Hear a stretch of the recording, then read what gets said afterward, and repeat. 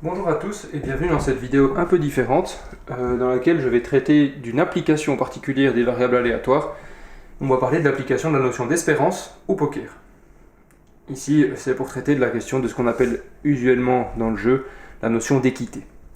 Alors le tableau est déjà bien plein, je vais expliquer tout ce qu'il y a dessus et puis après on va procéder au calcul pour se rendre compte de comment ça se passe. Alors évidemment, en temps réel, quand on fait une partie, c'est difficile d'estimer exactement les valeurs, donc on va souvent faire des approximations.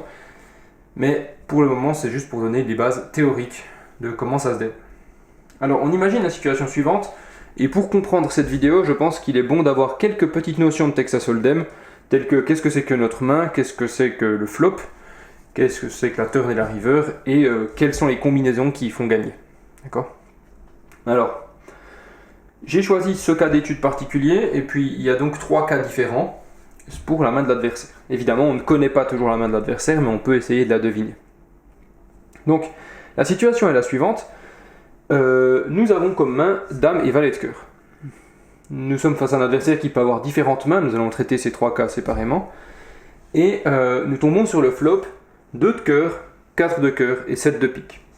Ça signifie, puisque nous avons 4 cœurs, que nous sommes en tirage couleur, et donc qu'un seul cœur suffit pour nous donner la couleur. Et on peut l'espérer généralement la victoire. Évidemment, c'est pas toujours vrai, c'est pour ça que ces probabilités, ici je les ai calculées avec un logiciel de calcul, que je mettrai en lien dans la description, simplement parce que il y a toujours des petits cas qui peuvent se produire, j'en parlerai quand je parlerai notamment du cas du Breland 2. Donc la configuration est la suivante. Le pot au flop fait 100$. Donc au milieu de la table, il y a déjà 100$. Ceux-ci sont dans le pot de toute façon. Entre guillemets, si on se couche, ils sont perdus d'office parce qu'ils restent là, on ne peut pas les récupérer. L'adversaire a un tapis de 90$ et décide d'envoyer tapis. Pour nous, qui avons plus que l'adversaire, la décision est est-ce que je paye le tapis de l'adversaire ou pas. Donc en fait, il y a trois situations possibles. J'ai actuellement plus que 90$ devant moi.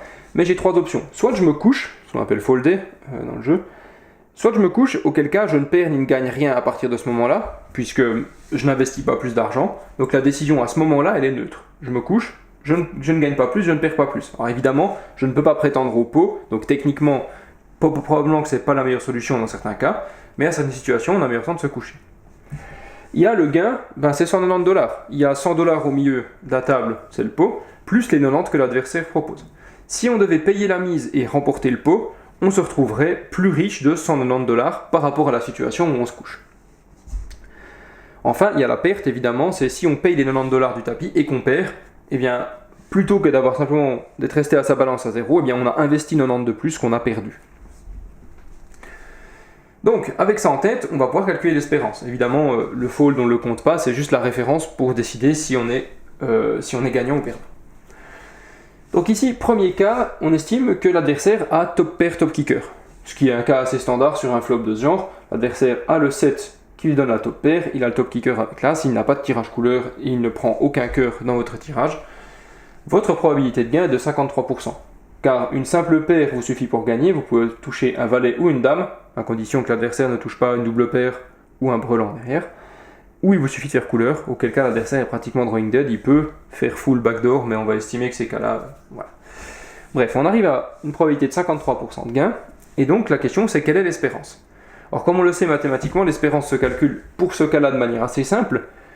On va multiplier la probabilité de gain par le gain qu'on fait en cas de victoire, plus la probabilité de défaite fois le déficit qu'on fait en cas de défaite. Donc ici, on va faire les 53% fois le gain, 190, moins, puisque c'est un déficit de 90 francs, 0,47 fois 90.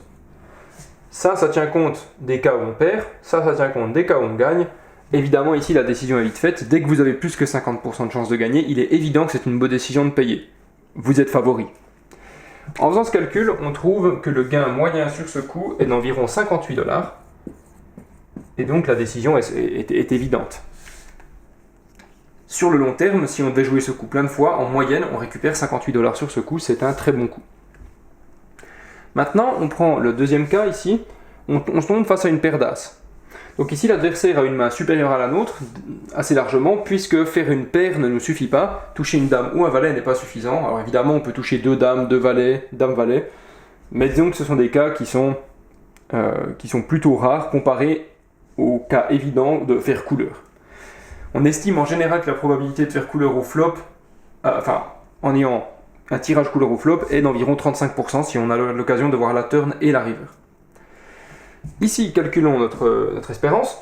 Donc, on a 0,37 probabilité de gain fois 190, qui est notre gain numérique, et on soustrait les 63% restants, qui sont la probabilité de déficit. On note bien que ces deux nombres sont complémentaires. Et on multiplie ça par 90. En faisant ce calcul, on trouve quelque chose comme 14 $. Et donc en fait, la bonne décision ici est de payer. Si on sait évidemment que l'adversaire a les as.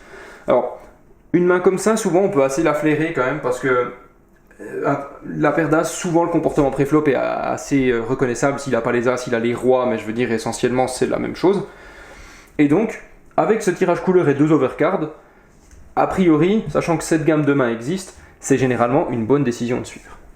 Maintenant, bien sûr, on peut imaginer qu'on est face à un joueur extrêmement serré, qui en voyant ce flop aura peur sur pratiquement tout, excepté s'il a un brelan comme ici, avec la paire de 2, il a le brelan au flop. Ici, le brelan nous handicape passablement au niveau du pourcentage, parce que même si on fait couleur, le brelan a toujours le redraw pour faire un full. Il suffit que la 2 double, que la 4 double, que la 7 double, ou qu'il tombe une doublette derrière, par exemple, qu'il tombe 8-8 par exemple, et notre couleur ne sert à rien, vu que la couleur est dominée par le full house. Alors ici, on effectue le calcul. Encore une fois, les 25% de chance de gagner fois le gain en cas de victoire, moins, donc 75%, c'est ce qui reste, 90. Si on fait ça, on va trouver quelque chose comme moins 20 $. Pour le coup, dans cette situation, on a meilleur temps de ne pas jouer, parce qu'on perd 20 $ plutôt qu'en perdre entre guillemets 0 en se couchant. Alors évidemment, en se couchant, on renonce au pot, mais en suivant, on va perdre suffisamment souvent pour que le gain en cas de gain ne soit pas suffisant. Et donc voilà 3 exemples de calcul d'espérance, ce qu'on appelle aussi l'équité. Au poker, les bonnes décisions sont celles qui rapportent de l'argent positivement, et évidemment, si l'espérance est négative, le coup n'est pas bon, et il faut donc se coucher. Ici, cette main est difficile à lâcher parce qu'on ne verra pas forcément venir le brelan. Les mains probables adverses qu'on pourra rencontrer dans la plupart des cas si le coup de valet à tapis, c'est effectivement une paire, une overpair ou alors un brelan. Le pire qui puisse nous arriver, c'est que monsieur ait As-7 de cœur, parce que pour le coup, il a le tirage couleur au-dessus de nous, il a déjà une paire, et pour le coup, ce cas-là, il est vraiment pas très agréable. On peut aussi imaginer, bien sûr, que ici, monsieur ait l'As de cœur, par exemple, ce qui fait qu'il peut redraw la couleur par-dessus. Mais globalement, c'est pas l'idée. Donc voilà, le calcul de l'espérance, ça se passe comme ça, et c'est ce qui vous donne l'équité d'un coup. On pourrait faire une vidéo entière à côté de ça sur la notion d'espérance combinée, j'ai envie de dire, dans le sens où on peut mettre l'adversaire sur un éventail de mains, on peut dire voilà, il a peut-être ça, il a peut-être ça, il a peut-être ça, et combiner ces différentes valeurs pour estimer son gain moyen. Plutôt, on va combiner les pourcentages et calculer une seule espérance. Maintenant, il faut aussi considérer une idée que je ne vais décrire que par oral parce que c'est un concept de spécialiste et ça s'éloigne un peu des mathématiques. C'est ce qu'on appelle la notion de fold equity, que je vais donc juste mentionner rapidement. Fold equity qui se traduit donc par l'équité de fold, donc du fait de se coucher. Pour le coup, dans cette situation-là, ça ne se présente pas puisque c'est nous qui payons un adversaire à tapis, donc on ne peut pas faire coucher l'adversaire.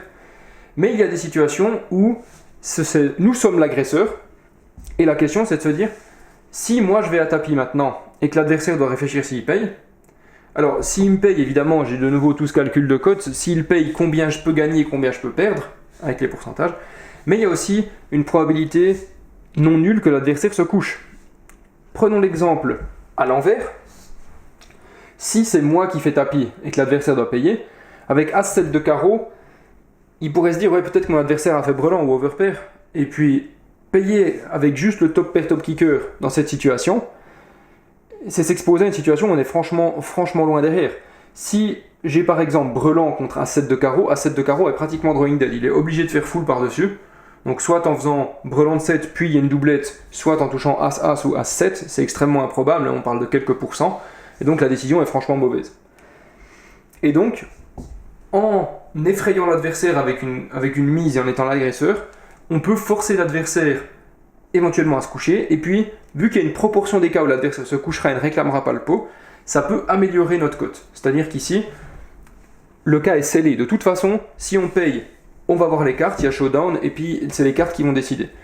Dans l'autre situation où on est l'agresseur, si c'est nous qui misons, parmi toutes les issues, il y a évidemment toutes celles où l'adversaire call et qu'il a certaines probabilités de gagner, mais il y a aussi les cas où l'adversaire se couche et on emporte le pot sans se battre en fait. Et puis c'est ce qu'on appelle la fold equity, qui parfois nous permet de trancher les cas un peu limites, où on se dit, ouais, là, avec le tirage couleur, j'ai un peu plus que le pot, donc si je fais tapis et puis qu'il call, bah, je suis hors cote parce qu'a priori il est devant moi puis j'ai que 35% de chance de gagner. Mais en fait, vu qu'il y a une certaine fold equity, il y a quand même des chances que je l'oblige à se coucher avec mon move agressif. Il y a de bonnes chances que le coup soit suffisant et donc ça permet de trancher et de quand même décider de jouer à l'agressivité. Voilà. J'espère que cette vidéo vous aura plu. C'est une belle application et une des premières applications en tout cas que j'ai personnellement faites de la notion de variable aléatoire et d'espérance. Et puis, si vous en êtes friand, peut-être que d'autres vidéos viendront sur des applications à d'autres jeux ou encore à celui-ci.